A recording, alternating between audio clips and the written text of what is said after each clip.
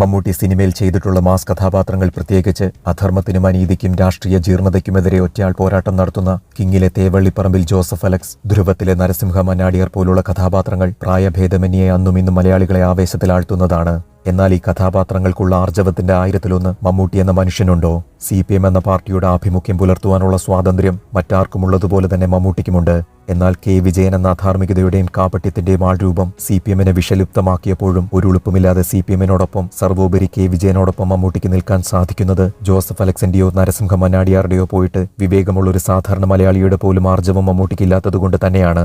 ഇതേ വിലയിരുത്തലാണോ പൊതുസമൂഹത്തിനുമുള്ളത് എന്നറിയാൻ ഈ ചാനൽ കഴിഞ്ഞ ദിവസം ഒരു പോൾ നടത്തുകയുണ്ടായി. സിനിമയിൽ ചെയ്തിട്ടുള്ള മാസ് കഥാപാത്രങ്ങളുടെ 1000-ലൊന്ന് ആർജവം യഥാർത്ഥ ജീവിതത്തിൽ ഉണ്ടായിരുന്നുവെങ്കിൽ K. വിജയനോടും CPM-നോടും ചേർന്ന് നിൽക്കുവാൻ മമ്മൂട്ടിക്ക് സാധിക്കുമായിരുന്നു എന്നതായിരുന്നു ചോദ്യം. വെറും 13% ആളുകൾ യെസ് എന്ന് പറഞ്ഞപ്പോൾ 87% ആളുകളും നോ എന്ന് മറുപടി പറഞ്ഞുവെന്നത് മാത്രം മതി മമ്മൂട്ടി എന്ന മനുഷ്യന്റെ ലുക്ക് മാത്രമേ ഉള്ളൂവെന്ന് പൊതുസമൂഹവും തിരിച്ചറിഞ്ഞു കഴിഞ്ഞുവെന്ന് മനസ്സിലാക്കാൻ. ഇനി മമ്മൂട്ടിയോടൊരു വാക്ക്. തിരക്കഥാകൃത്തുക്കൾ സൃഷ്ടിച്ചെടുക്കുന്ന കഥാപാത്രങ്ങൾ ചെയ്ത് പ്രേക്ഷകരുടെ കയ്യടി നേടുവാൻ അഭിനയസിദ്ധി മാത്രം മതി. എന്നാൽ യഥാർത്ഥ ജീവിതത്തിൽ ജനങ്ങളുടെ ആദരവും അംഗീകാരവും വിശ്വാസവും നേടിയെടുക്കുവാൻ നട്ടെല്ലെന്ന് പറയുന്നൊരു സാധനമുണ്ടാകണം. ആ സാധനം താങ്കളുടെ സിനിമയിലെ കഥാപാത്രങ്ങൾക്ക് മാത്രമേ ഉള്ളൂവെന്നും അതുകൊണ്ടാണ് താങ്കൾ സിനിമയിൽ ഹീറോയും ജീവിതത്തിൽ വെറും ഒരു സീറോയുമായി മാറിയതെന്ന് മാത്രം ഓർമ്മിപ്പിക്കുന്നു.